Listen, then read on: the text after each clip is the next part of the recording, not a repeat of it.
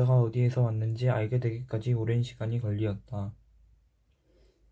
어린 왕자는 나에게 많은 것을 물어보면서 내 말은 전혀 듣는 것 같지 않았다. 우연히 어린 왕자가 내뱉는 말들로 조금씩 알아갈 수 있을 뿐이었다. 예를 들자면 어린 왕자가 내 비행기를 처음 보았을 때 나에게 물었다. 저 물건은 뭐야? 저 물건은 물건이 아니란다. 하늘을 나는 거거든. 저건 비행기야, 내 비행기. 그리고 내가 비행기를 조종할 줄 안다는 사실을 알려주고는 뿌듯해했다. 그러자 어린 왕자가 소리를 지르듯 말했다. 뭐라고? 아저씨가 하늘에서 떨어졌다고? 그래, 나는 조심스럽게 말했다. 아, 재미있네. 그리고 어린 왕자는 아주 귀여운 웃음을 터뜨렸고 나는 기분이 언짢아졌다. 나는 사람들이 나의 불행을 심각하게 여겨주기를 바랐던 것이다. 그러자 그가 말했다. 그럼 아저씨도 하늘에서 왔구나. 어느 별에서 왔어? 나는 순간 신비로운 존재에서 번득이는 빛을 얼핏 보았다. 그래서 나는 불쑥 물었다. 그러니까 너는 어디 별에서 온 거니? 하지만 어린 왕자는 대답하지 않았다. 그저 내 비행기를 바라보며 고개를 끄덕일 뿐이었다. 이걸 타고는 그렇게 멀리서 오지 못했는걸. 그리고 어린 왕자는 다시 오랫동안 생각에 잠겼다. 그러다가 주머니에서 내가 그려준 양 그림을 꺼내보고는 보물인 것처럼 하염없이 들여다보았다.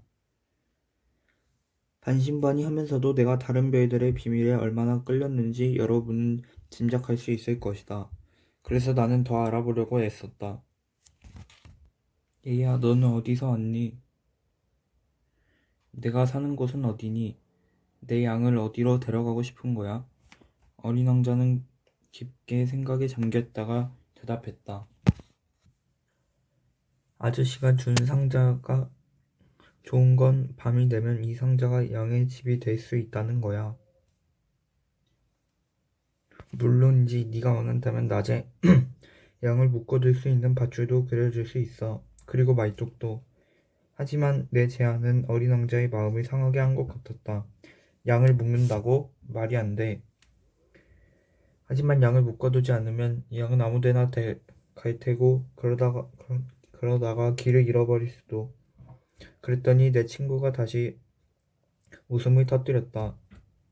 양이 어디로 간다고 하는 거야? 어디든 말이야. 앞으로 곧장 갈 수도 있고. 그러자 어린 왕자가 심각한 말투로 말했다. 그건 상관없어. 내가 사는 곳은 정말 작거든. 그리고 조금은 우울해진 목소리로 말했다. 앞으로 곧장 간다고 해도 멀리 갈 수 없을걸? 나는 그렇게 아주 중요한 사실을 하나 알게 되었다.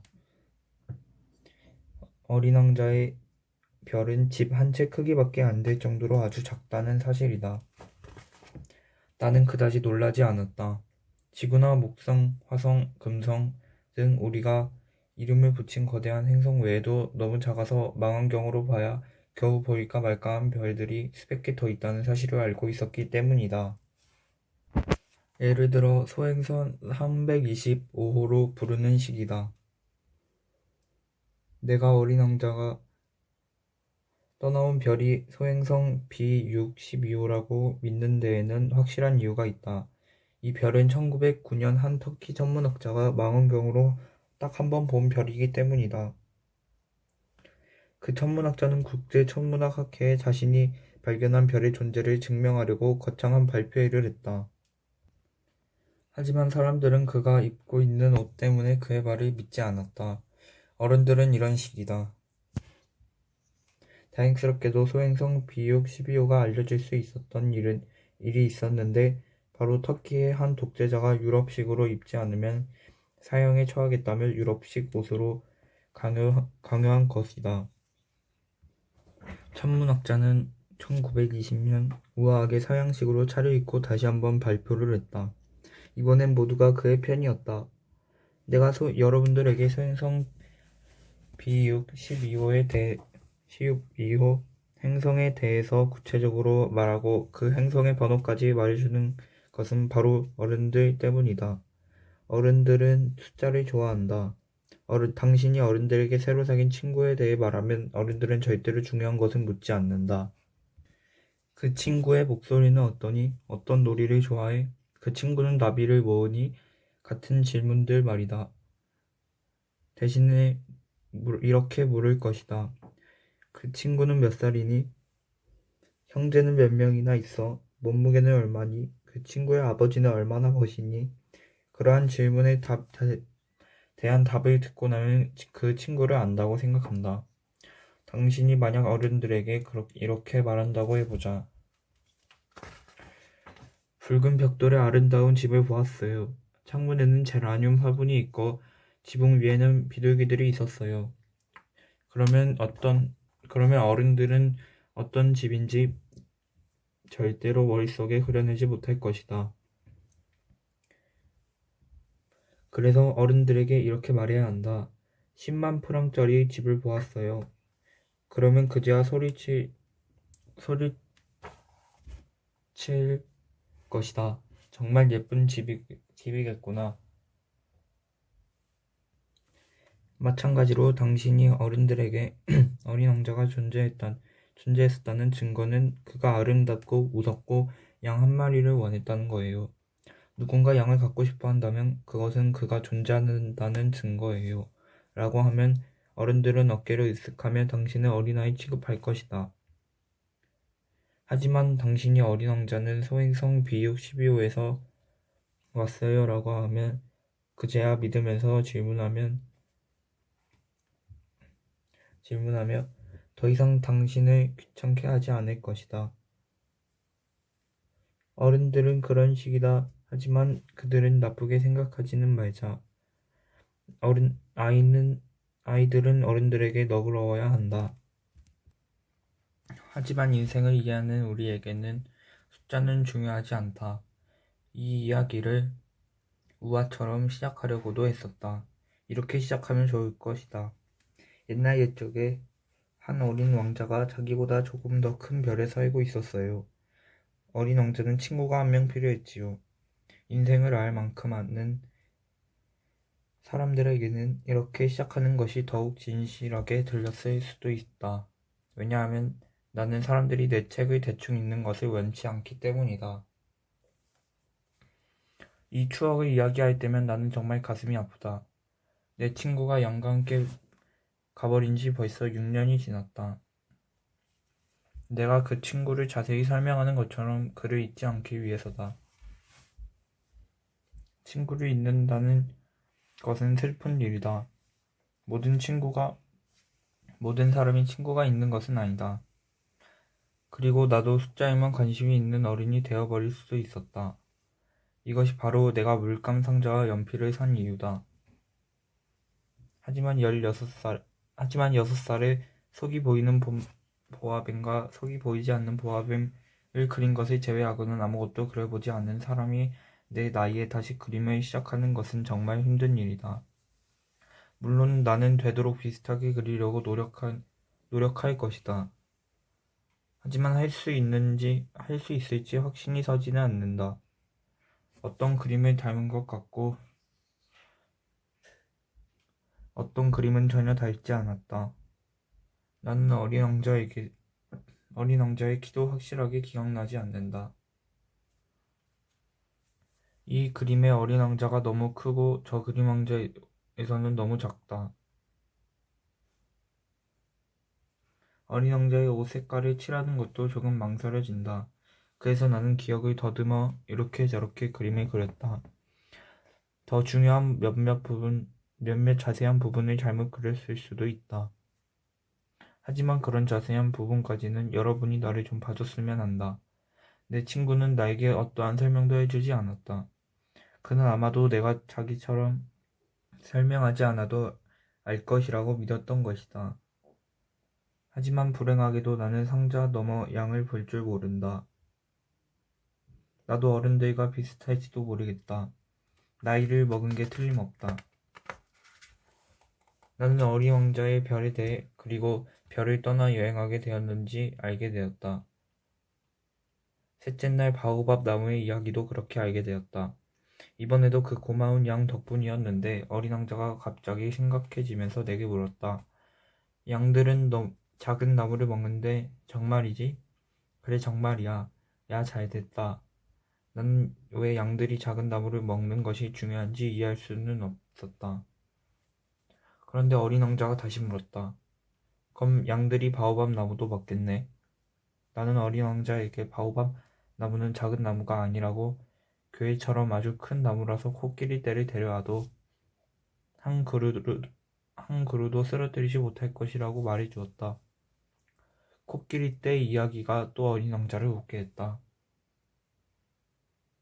코끼리들을 층층이 쌓아 올려야겠네.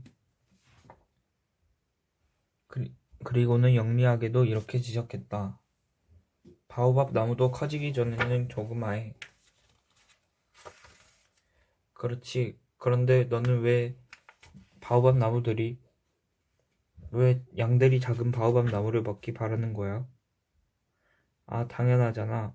어린 왕자가 아주 당연하다는 듯이 대답을 하는 바람에 나는 혼자서 이 수수께끼를 이해하기 위해 무척이나 애를 써야 했다. 사실 어린 왕자의 작은 별에는 다른 모든 별과 마찬가지로 좋은 풀도 나쁜 풀도 있었다. 좋은 씨앗에서는 좋은 풀이 나오고 나쁜 씨앗에서는 나쁜 풀이 나온다. 하지만 씨앗은 눈에 보이지 않는다. 씨앗들은 깨어날 준비를 할 때까지 땅 속에서 비밀스럽게 잠을 잔다. 그러다가 기지개를 켜고 먼저 태양을 향해 아직은 아무 해도 입히지 않는 작은 예쁜 싹을 조심스럽게 민다. 작은 무나 장미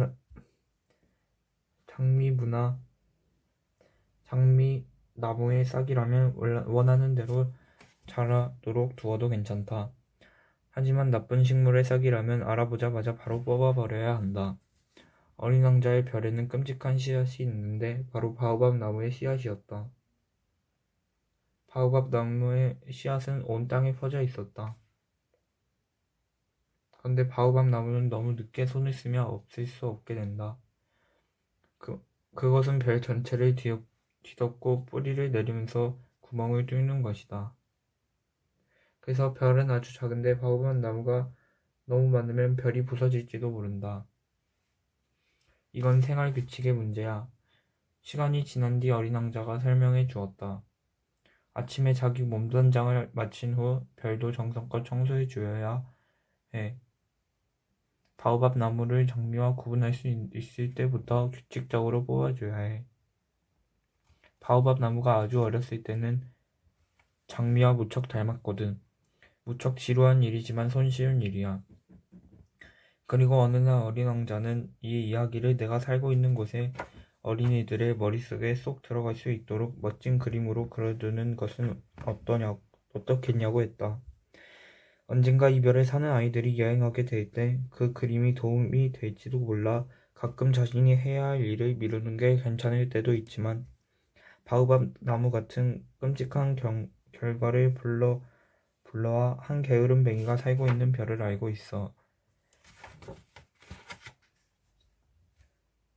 게으름뱅이가 작은 나무 세 그루를 그냥 내버려 두었는데 결국 나는 어린 왕자의 충고에 따라 그 별을 그렸더니 나는 도덕가인 척 하는 것을 조금도 좋아하지 않는다. 하지만 바오밥 나무가 얼마나 위험한지 아는 사람들은 거의 없고 수행성에서 길을 잃게 된 사람에게 닥칠 위험이 막대하기 때문에 이번만큼은 예외를 두기로 했다. 나는 이렇게 말했다. 어린이들이여, 바오밥 나무를 조심하라. 내가 이 그림을 이토록 열심히 그린 것은 내 친구들에게 오래전부터 하마터면 빠질 수도 있었던 위험에 대해 경고해 주기 위해서였다. 나처럼 아무것도 모르는 상태로 말이다. 내가 주었던 교훈은 그럴 만한 가치가 있었던 것이다. 아마도 여러분은 나한테 물을지도 모르겠다. 왜 이 책에는 바오밥 나무 그림처럼 커다란 그림이 없나요? 대답은 간단하다. 여러 다른 그림도 여러분 시도했지만 성공하지 못했다. 바오밥 나무를 그릴 때는 급박한 마음에 한층 고무되었던 것 같다.